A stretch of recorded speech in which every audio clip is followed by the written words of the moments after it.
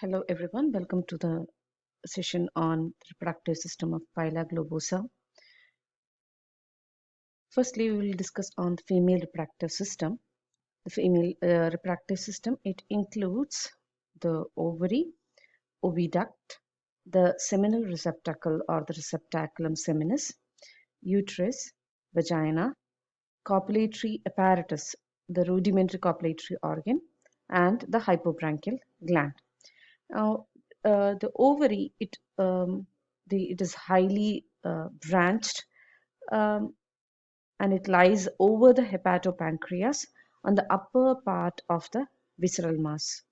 Okay, uh, usually mostly towards the inner side of the digestive gland. Okay, so as already said, it is highly branched, and it consists of numerous flask-shaped lobules. They are known as acini. Okay, so the branches of the ovary, uh, like it is referred as the acini, and they are single layered and they are flask-shaped structures, or each of the branch. Okay, so the neck of the acini, they join together. It is flask shaped, isn't it? So the neck of these acini, they join together and form smaller ducts, and these ducts are referred as acinar ducts. Okay, and all the acinar ducts in turn join together to form the oviduct. I hope it is clear. Okay, so the ovary, they are branch, it is a branch structure, and each of the branch is actually formed of flask shaped structures, and these flask shaped structures are what are referred as acini. Okay, each of these flask shaped structures have their necks, like couple of what you call acini. They have their necks fused together, joined together, and they form smaller ducts which are known as acinar ducts. And these acinar ducts, in turn, they join together to form the uh, oviduct over here. Okay, now the oviduct, it runs forward. It is narrow, it's transparent, and it arises from middle of the ovary, and it runs anteriorly forward, just below the skin, and you can see that it it runs to the posterior renal chamber. Okay, and opens into a small bean shaped structure which is known as the receptaculum seminis or the seminal receptacle. Okay, and this receptacle, it lies within the posterior renal chamber. Okay, so receptaculum seminis, it is a small bean shaped structure. It is otherwise known as seminal receptacle, and it lies enclosed within the cavity of the posterior renal chamber. Okay, it is closely attached ventrally to a thin walled pouch from the walls of the uterus, and this pouch, it is referred as the pouch of the receptaculum. Okay, now this seminal receptacle, it receives the sperms from the male during copulation and stores these sperms for some time, and this acts as a like a temporary or transient, what you call the storage part for the sperms. Okay, it is meant for storing the sperms received from the male during the copulation. Okay, the next part, it is the uterus. Okay, uterus lies in the body wall below the intestine, and to the right of the renal chamber. The You can see here, it is large pyriform sac, right, lying outside the renal chamber. The uterus and the seminal receptacle, they lie very closely attached to each other, and we can see that in the uterus, the fertilized ovum becomes loaded with reserved food and gets enclosed within a protective shell. Okay, so the seminal receptacle will receive the sperms, and the fertilization, it happens inside the uterus. The fertilized, what you call, the eggs, right, ovum, it becomes loaded with the reserved food and gets enveloped within the protective shell, and all these changes happens in the uterus. Okay, now you can see there is a tubular, what you call, the extension of the uterus. Okay, this is just vagina. Okay, so vagina, it is just a band like tube running forward beneath the skin. Here you can see it is the anterior tubular apex of the uterus. it is just continues as vagina. Okay, so the tubular anterior tubular apex of the uterus, it continues forward as a duct, that is what is referred as a vagina.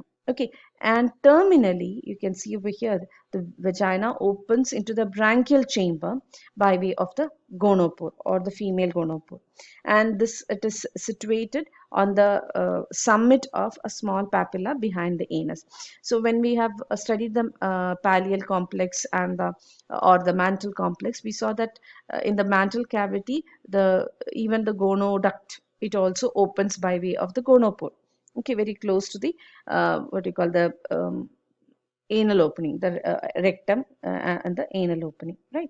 Now, near the female gonopore, you can find a sheathless rudimentary copulatory apparatus.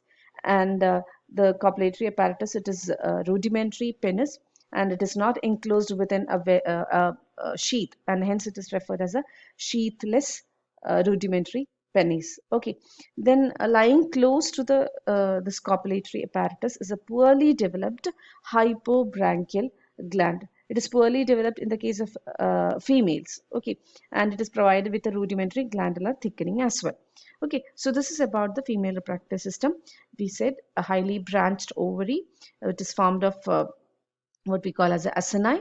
Then the acinar ducts are formed by the fusion of the what you call the necks of the acini. Okay, and the acinar ducts, on the other hand, in turn, it fuses to form the oviduct. This oviduct, it runs towards the posterior renal chamber, and it ends the oviduct ends in a seminal receptacle. This is actually closely attached to the, it is within the posterior renal chamber, and this opens into the uterus here. The uterus is the chamber where after the fertilization, the fertilized ovum gets laden with the nutrients, and it gets enveloped within a shell protective covering. The what you call the duct, the anterior apex, terminal apex of the uterus, the tubular apex, it forms the vagina, which ends in a female like gonopore. It opens outside into the mantle cavity by way of female gonopore. Okay, this is the structure of the female reproductive system. Okay, next we can see the structure of the male reproductive system. Okay, the male reproductive system of pila, it is formed of you can see here the testis, the vasa efferentia, then the vas deferens. Over here you can see the long vas deferens, and then the copulatory organ, that is a penis, and the structures associated with the penis. Okay, the testes, if you see, they are flat, roughly triangular, and it is unpaired.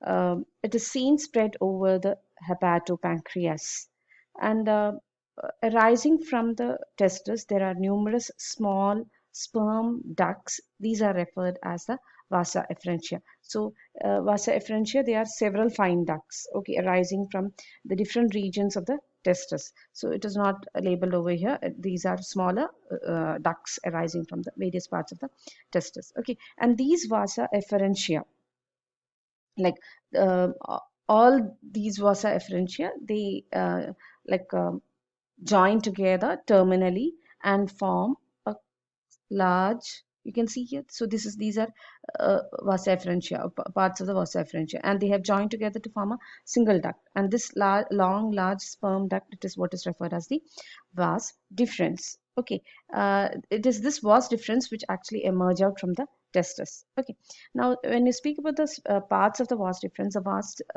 deferens, it can be morphologically differentiated into three regions. Okay, distinct regions.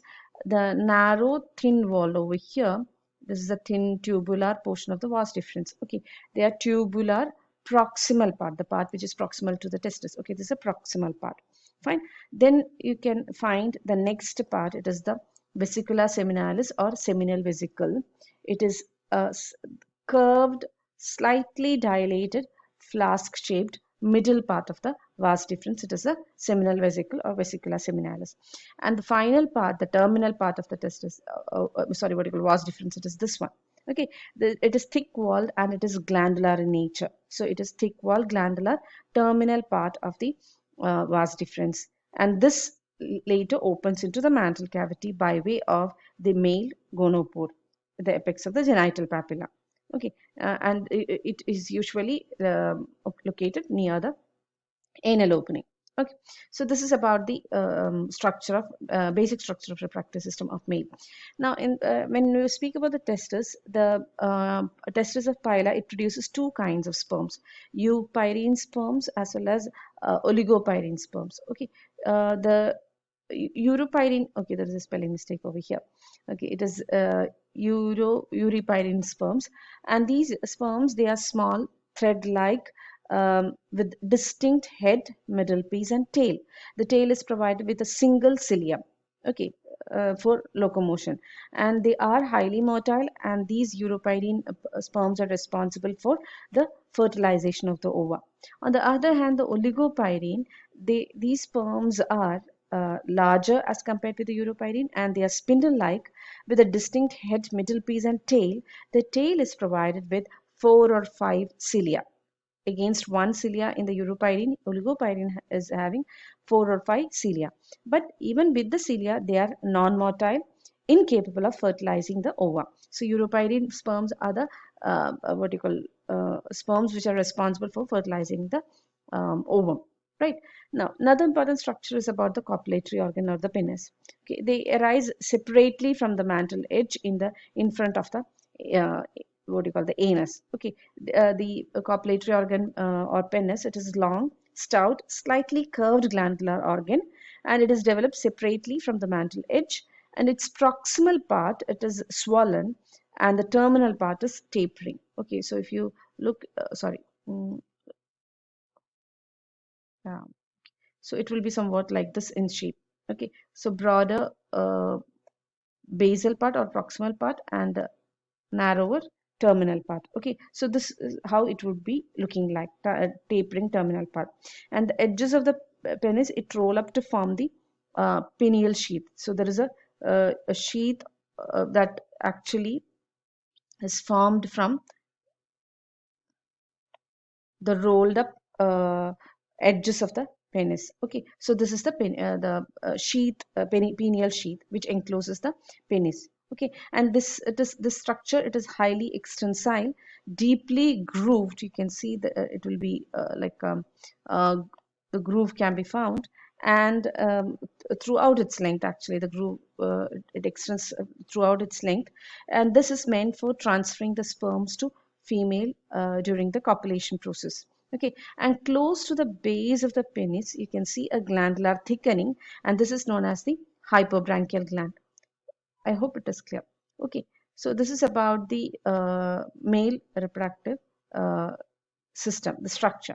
Now, the testis, it produces the sperms, and these sperms, it is passed through vasa efferentia and the what you call the this one, what you call the tubular part of the vas deferens, and it reaches the seminal vesicle. Okay, the in the seminal vesicle, these sperms are temporarily stored until they are transferred to the seminal receptacle of the female during the copulation process. I hope you remember the seminal receptacle of the female is meant for receiving the sperms, isn't it? So this is done with the help of the penis, and till then the sperms produced, it is being stored for a while in the seminal vesicle, that is the middle part of the vas deferens. Okay, so this is about the male and the female reproductive system, the structure.